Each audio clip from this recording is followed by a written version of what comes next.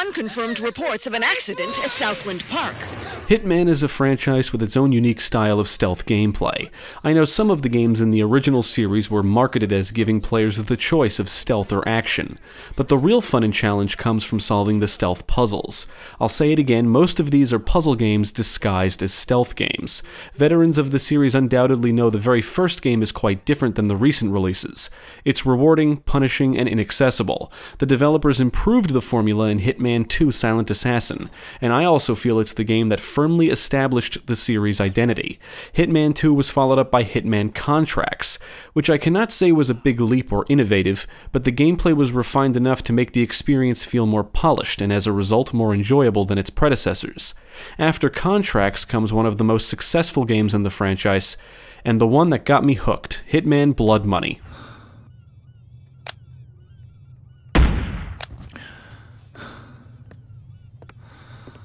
Developed by Eidos Interactive and published by Eidos Interactive, Hitman Blood Money was released for PC, PlayStation 2, Xbox, and Xbox 360 in May 2006.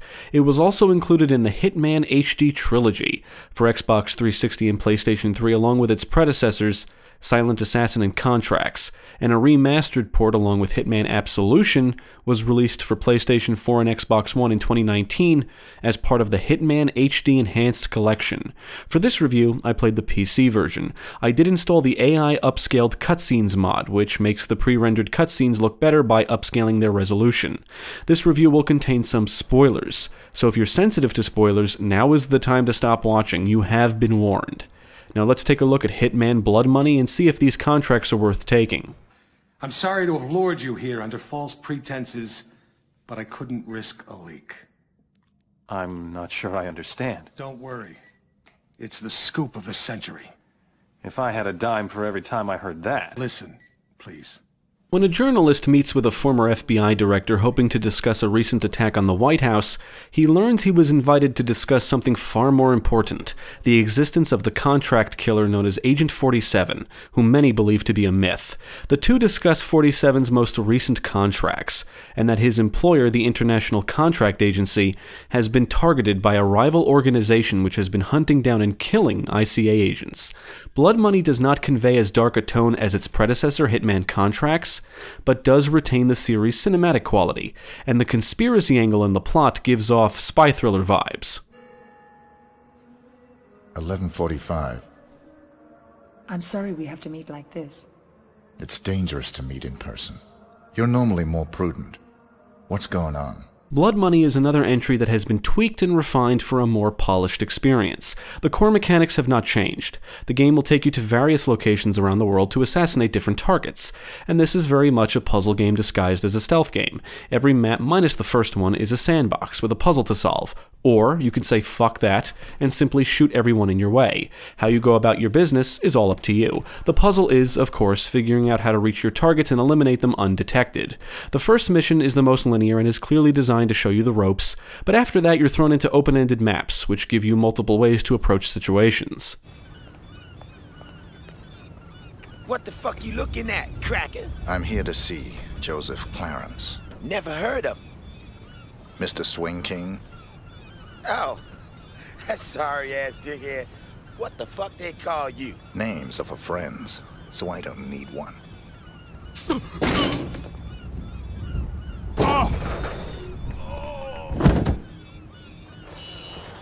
Everything you've learned in the previous games still applies here. If you want to be the Silent Assassin, you'll want to study the maps, enemy locations, and patrol patterns, and take things slow. However, Blood Money does introduce some cool new stuff. It introduces a notoriety system, accidents, weapon and equipment upgrades, and a new difficulty called Rookie. The higher the difficulty, the better the AI, you get less saves, receive less agency assistance, and evidence can affect your rating.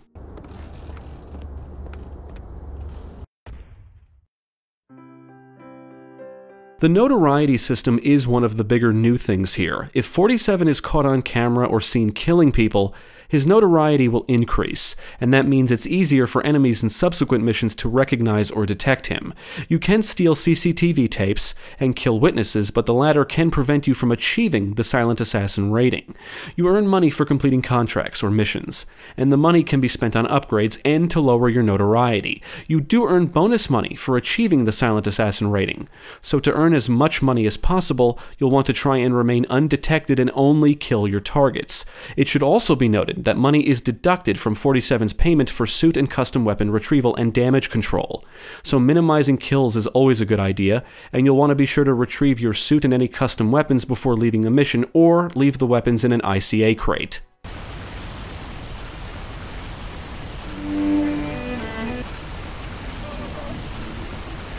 Now, in our review of Hitman 2, I brought up the fact that I have a love-hate relationship with the rating system in these games, and Blood Money is where I developed that relationship because this is the one I played the most. Everything about the rating system in this game just screams, don't use guns. If you don't give a shit about your rating, then it doesn't matter, but the notoriety system can make things more challenging. I've played through this at least 3 or 4 times on 360 way back when, and at one point I used a guide to achieve a Silent Assassin rating in certain missions. And what stood out to me about the guide was that whoever wrote it was very clear about not bringing any firearms, ever. As I was following it, I began to ask myself, why did they give us all these cool weapons if they don't want us to use them? And eventually it hit me, they like giving you multiple options, but always encourage stealth, and you are rewarded for it.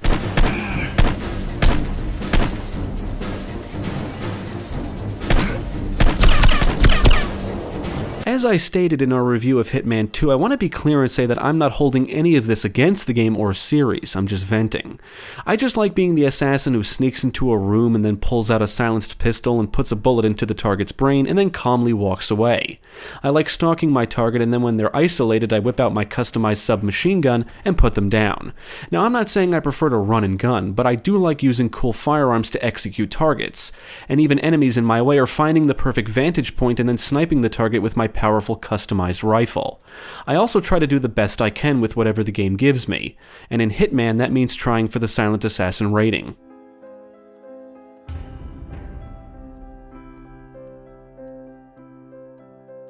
So, the rating system just generates an internal conflict that I struggle with. That's why I have a love-hate relationship with it, that's why it bothers me. You know, I'll stroll around the hideout and look at all the cool weapons and test them out, which only drives me crazy because I know I'm not going to use most of them, at least not on my first run. Ultimately, it's all good fun, and I understand why the gameplay is designed the way it is. What I end up doing is achieving the Silent Assassin ratings, and then play through the missions again my way, so to speak. In the end, that's what makes these games amazing, freedom and options leading to a lot of replay value. Now, the new upgrade system is a cool new feature in Blood Money. 47 has access to custom weapons, like the iconic silver ballers, a shotgun, submachine gun, assault rifle, and sniper rifle, all of which can be upgraded or customized. You can spend money on different ammo types and attachments, along with equipment upgrades like flak vests, health boosts, and faster lockpicking, among some other things. You can find and use firearms in the missions, and if you escape with them, they will be added to your arsenal, but cannot be upgraded. In typical Hitman fashion, you can accumulate a cool collection of guns that can be taken with you on missions, and the game gives you so many reasons not to use them.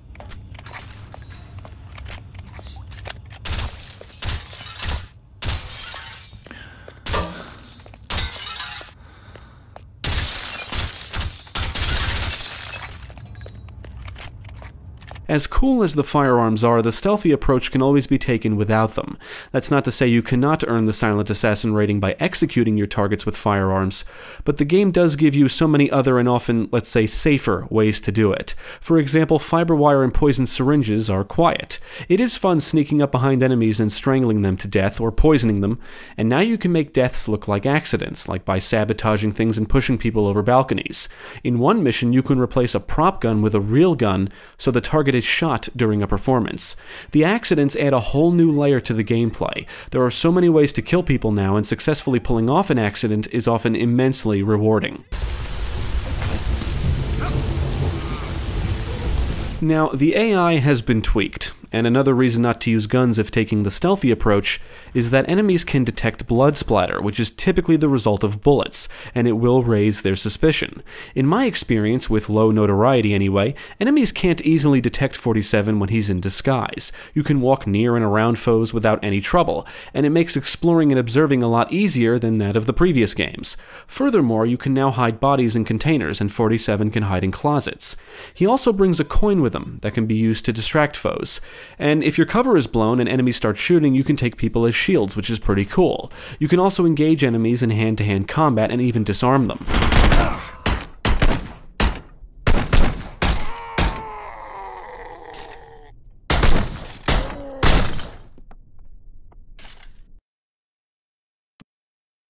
If you decide to take the noisy approach and gun down everyone in your way, there is some satisfaction in that. I cannot say it's as rewarding as solving the stealth puzzles, but the actual gunplay isn't bad. The way enemies ragdoll can look silly, especially nowadays, but it is one of the reasons why many guns feel amazing. Shots have a great sense of impact.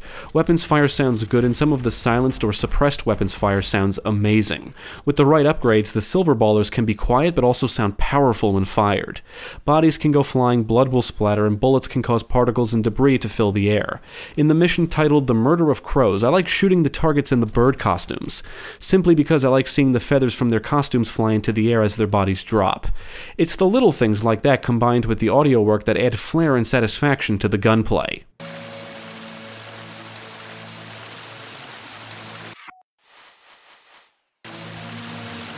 One of the things that really stands out about Blood Money is the missions themselves. With the exception of the first mission, which is basically just a tutorial anyway, I don't think there's a single one I dislike. The maps are big, but not so big that they feel tedious to navigate, and the larger ones feature plenty to see and do. Every mission, minus the first, encapsulates what's great about the gameplay, and they all offer different obstacles and challenges to overcome.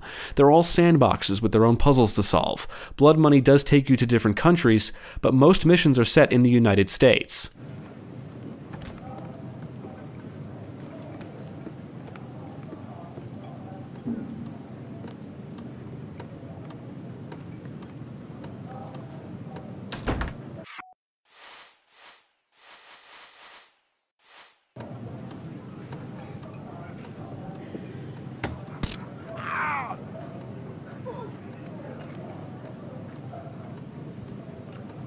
One of my favorite missions is called A New Life. Your objective is to eliminate a target in a witness protection program, but unlike a lot of other missions, including those in the previous games, this one feels a little more grounded in reality, which only makes it that much better in my opinion.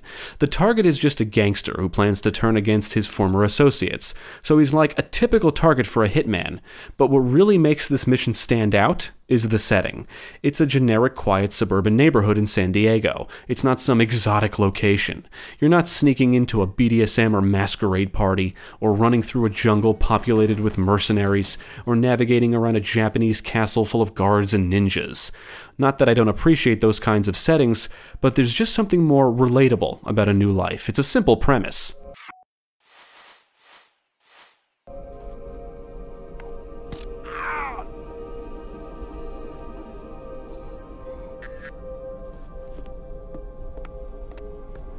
Every mission feels distinct, and several convey a sort of elegance.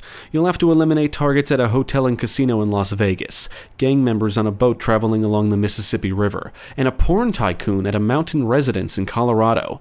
You'll have to protect a VIP from being assassinated at a Mardi Gras parade in New Orleans, and prevent the President of the United States from being assassinated at the White House in Washington, D.C. Most of the maps are intricate with plenty of routes and rooms, and ways to approach situations, and you can get pretty creative with kills and getting past enemies or security. You can plant remote bombs on things like winches, so the explosion causes something to fall on your target. You can stash items like weapons and things to be retrieved later, like in another person's suitcase for example, or even put a bomb in a case so when the target opens it, kaboom.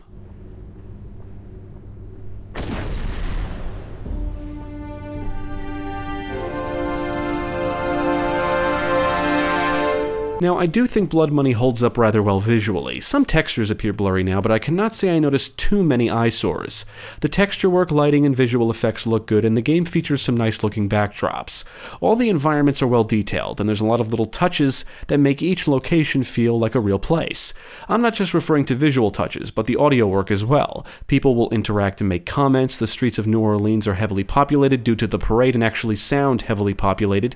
And you can hear the muffled show and music in the opera house as you move around the building figuring out how to eliminate your targets. It's just little things like that that can make a big difference in terms of immersion. Jesper Kyd returned to compose the soundtrack for Blood Money, and once again did a phenomenal job. The tunes not only help elevate tension and drama, but also add to the game's cinematic charm. On the technical side, the game ran smooth, and I did not encounter any major problems.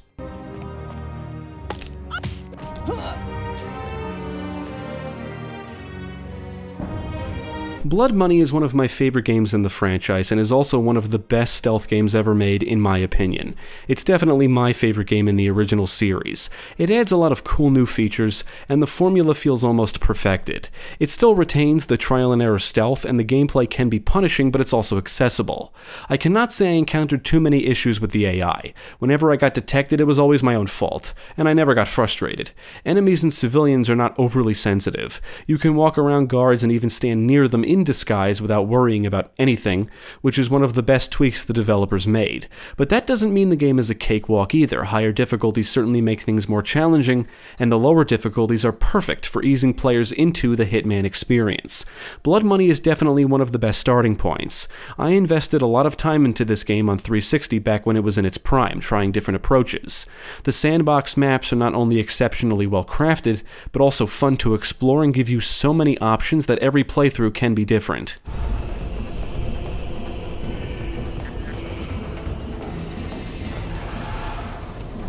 I would absolutely recommend Hitman Blood Money. As of this review, I've played every game up to and including Hitman 2016, and feel confident saying this is a series that shows significant improvement with each release, minus Absolution, which just feels different.